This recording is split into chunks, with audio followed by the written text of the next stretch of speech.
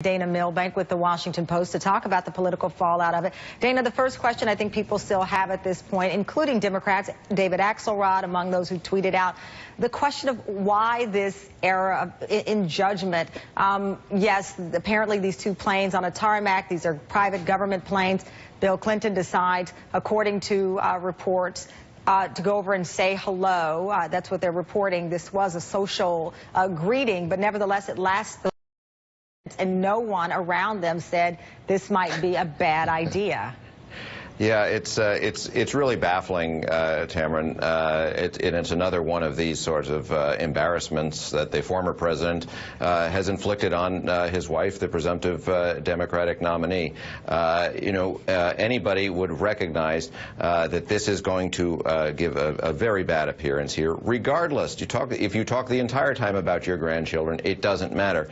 It's going to create a very bad impression. The former president put the Attorney General in a very bad spot here, basically forcing this sort of event that's occurring today, that she was very likely going to do this anyway, but now she has to be more formal and upfront about how she is distancing herself. So it's another sort of needless self-inflicted wound, which is really what's been going on in this email scandal, quote unquote, for the last more than a year. Does it have any impact on the presidential race? Donald Trump was on Hannity yesterday talking about it. He's tweeted this morning saying he's flabbergasted by it. He's even pointed to comments from Bernie Sanders about other issues, but still going into that question of trust and whether the Clintons believe they live by their own rules.